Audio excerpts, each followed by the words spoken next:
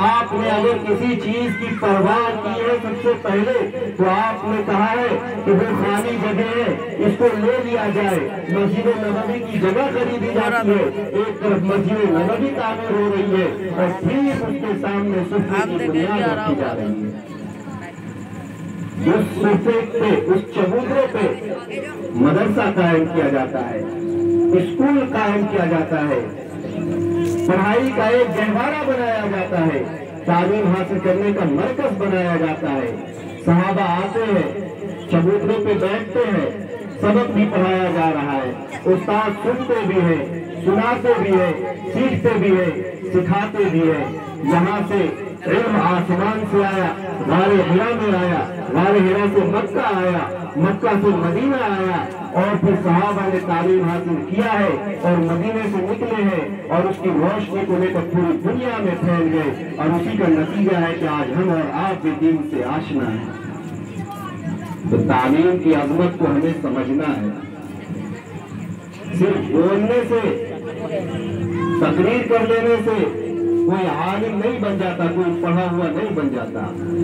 تقریریں ہوتی ہیں عمل کرنے کے لیے.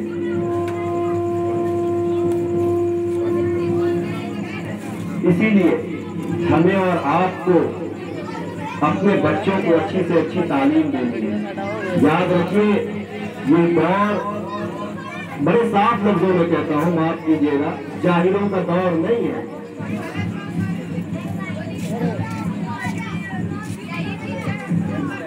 ہماری زندگی تو کٹ گئی, جیسے تیسے ہماری زندگی کٹ رہی ہے, لیکن اگر ہم یہ چاہیں گے کہ جس طریقے سے بغیر ایجوکیشن کے ہم نے اپنی زندگی گزار دی ہے, ہمارے بچے بھی اسی طریقے سے بغیر تعلیم کے اپنی زندگی گزار دیں گے. اللہ کی قسم کھا کر کہہ رہا ہوں, آنے والا وقت بڑا بھینکر ہوگا. اگر تعلیم نہیں ہوگی, بھٹکتے ہوئے اندھیری گلیوں میں جس طریقے سے بھٹکا جاتا ہے, اسی طریقے سے ہمارے اور آپ کے بچے بھٹکتے رہ جائیں گے. کل ہو کر کے اپنے والدین کو گالیاں دیں گے, وہ بچے گالیاں دیں گے, کھلے لفظوں میں گالیاں دیں گے, ہمارے ماں باپ نے ہمیں تعلیم سے آشنا نہیں کرایا. اسی لیے آنے والے وقت کی تیاری ابھی سے کریں اور اپنے بچے کو تعلیم سے آشنا کرائیں. مسلمانوں کے اندر بالخصوص اس کی طرف بہت کم توجہ دی جاتی ہے, بہت ہی کم توجہ ہے ہماری تعلیم کے میدان میں. یاد رکھیے ہمارا پہلا سبق بھی تعلیم سے شروع ہوتا ہے. آسمان سے اللہ نے اپنے پیغمبر کو سکھایا, یہ زمین پہ جب آتا ہے تو اللہ نے اپنے پیغمبر کو سب سے پہلے کہا پڑھیے, اور ہمارے پیغمبر نے جب انسان اس دنیا سے جاتا ہے کیا فرمایا, اطلبوا العلم من المهد الى اللحد, ماں کی گود سے لے کر قبر میں جانے تک علم حاصل کرتے رہو. کیا مطلب یہ ہے کہ اگر اللہ نے آپ کو زندگی دی ہے تو آپ پڑھنا شروع کریں, تعلیم حاصل کریں, ہر مثبت چیز کو لینے کی کوشش کریں. اور یاد رکھیے علم ہوتا ہے, ایجوکیشن ہوتا ہے, وہ دنیاوی تعلیم, دینی تعلیم. اس میں دونوں میں جو بٹوارا ہم کرتے ہیں یہ بہت غلط بات ہے. بٹوارا کرنے کی چیز نہیں ہے. تعلیم دینی ہو یا عصری تعلیم ہو, تعلیم ہے. استعمال کے اوپر اللہ رب العزت کے فیصلے ہوں گے. اگر ہم نے دینی علم حاصل کرنے کے بعد بھی غلط راستہ اختیار کیا, اللہ کے یہاں پکڑ ہوگی. اور اگر عصری علوم بھی حاصل کر کے ہم نے اس علم کے ذریعے غریبوں کی مدد کی, اللہ کی رضا کے لیے کچھ خدمات انجام دی ہے, قوم کی فلاح کے لیے کچھ کام کیا ہے ہم نے, تو وہ علم بھی ہمیں جنت لے جانے کا ذریعہ بن سکتا ہے. اس لیے پہلی بات بھی میری یہی ہے کہ پڑھائی پہ دھیان دیں. بالخصوص یہ جو بچے ادھر ادھر گھومتے ہوئے اپنے وقت کو ضائع کرتے ہیں, یہ نہ آپ کے حق میں بہتر ہے نہ آپ کے والدین کے حق میں بہتر ہے. اور پھر میں والدین حضرات سے بڑے ہی ادب و احترام کے ساتھ عرض کرتا ہوں کہ یاد رکھیے پہلا مدرسہ ماں کی گود ہوتا ہے. پہلا مدرسہ ماں کی گود ہوتا ہے.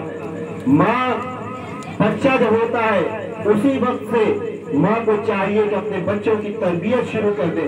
تربیت کا انداز کیا ہوتا ہے, بچہ اگر دودھ پینے والا ہو, چھوٹا بچہ ہو, कोई जरूरत नहीं है कि उस बच्चे को गोद में लेकर हम टीवी के सामने बैठे, कोई जरूरत नहीं है कि उस बच्चे को गोद में लेकर हम सड़कों पे बैठे, कोई जरूरत नहीं है कि उस बच्चे को गोद में लेकर चार औरतें मिलकर एक दूसरे की चुगली करती फिरे, गीबत करती फिरे। याद रखिए, इसका असर बच्चे पे पड़ता है और इसका ज़ुहूर उसके बड़े होने के बाद होता है।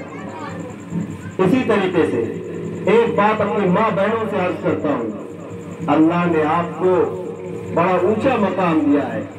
आपको इसलिए नहीं पैदा किया गया कि आप सड़कों पे बैठकर दिन भर सड़कों पे बैठी रहे, गली कूचों में बैठी रहे, अपने वक्त को यूं जाये करती रहे। अल्लाह ने आपको घर की मलका बनाया है, आपको इतनी इज्जत दी है अल्लाह ने, इतना एहतराम दिया है अल्लाह ने कि अगर चांद और सूरज भी आपके दीदार को तरस जाते, अगर हम सही तरीके से इस पे चलने वाले होते दीन पे, लेकिन हमने अपने वकार को खुद खो दिया है। याद रखिए, पर्दा इस्लाम के अंदर है और अल्लाह के नबी अलैहिस्सलातु वस्सलाम ने भी इसकी ताकीद की है। कुरान में भी जगह जगह कहा गया है, ऐ मर्दो, जब मोहल्ले के अंदर चलो तो अपनी निगाहों को नीची कर लो। ऐ औरतों, जब आप चलो सड़कों पे तो पर्दे में आ जाओ, अपनी ओढ़नियों को अपने सीने पे लटका लो, अपने सरों पे ओढ़नियों को रख लो, आप पूरे हिजाब के अंदर आ जाओ और उसके बाद गलियों में चलो, रास्तों पे चलो। मर्दों से भी कहा गया है कि आप किसी के घर पे जाओ तो डायरेक्ट घर के अंदर न घुस जाओ, घर के बाहर रहकर सलाम करो, दरवाजे पे दस्तक दो। ये सारी चीजें हमें और आपको इसलिए बताई जा रही है ताकि हम कुरान और हदीस के मुताबिक उस पर अमल करने वाले बन जाएं, बेपर्दगी से बचने वाले हम बन जाएं। अल्लाह के नबी अलैहिस्सलातु वस्सलाम अपने अज़वाज मुतहहरात के साथ बैठे हुए हैं, बीवी के साथ बैठे हुए हैं। एक सहाबी आ गए, हज़रत अब्दुल्लाह इब्ने उम्मे मक्तूम, नाबीना सहाबी है, अंधे सहाबी है, दिखाई नहीं देता है। आ गए वो, अल्लाह के नबी ने अपनी बीवियों से कहा कि पर्दा करो। अल्लाह के नबी की बीवी ने कहा, अल्लाह के नबी क्या ये नाबीना नहीं है, ये तो अंधे, ये तो हमें देख नहीं सकते। हुजूर ने कहा, क्या ये नाबीना है तो तुम भी नाबीना हो, तुम नहीं देख सकती? तो कहने का मतलब ये है कि उस वक्त पर्दे की आयत नाजिल भी नहीं हुई थी, उसके बावजूद अल्लाह के नबी अलैहिस्सलातु वस्सलाम अपनी बीवियों को तलकीन कर रहे हैं पर्दा करने का। तो हमारी माँ बहनों के लिए कितना जरूरी है कि हम पर्दे में रहें, घरों के अंदर रहें और वक्त को बर्बाद न करें, अपने औकात को अपने बच्चों की तरबियत में गुजारें, बकिया वक्त बचे कुरान करीम की तिलावत करें, तस्बीह वगैरह पढ़ें, दुरूद शरीफ का विर्द करें। तो अगर हम ये सब करने वाले बन जाएंगे तो फिर हमारी दुनिया भी कामयाब होगी और आखिरत भी हमारा कदम चूमेगी। और अगर इन सारी चीजों को हमने सुन लिया, सुनने के बाद खत्म कर दिया तो फिर कोई फायदा नहीं है। अल्लाह रब्बुल इज्जत हमें और आपको कहने सुनने से ज्यादा अमल की तौफीक अता फरमाए। इन बच्चों ने जो प्रोग्राम किया है, अल्लाह ताला इनको सही समझ अता फरमाए और इस प्रोग्राम को खैर का जरिया बनाए। हम सब को इल्म की अजमत को, उसकी अहमियत को समझने की तौफीक अता फरमाए। अब जिसके जी में आए वो ले इससे रोशनी, हमने तो दिल जलाकर सरेआम रख दिया है। आमीन व आखिर दावाना अनिल हम्दुलिल्लाहि रब्बिल आलमीन।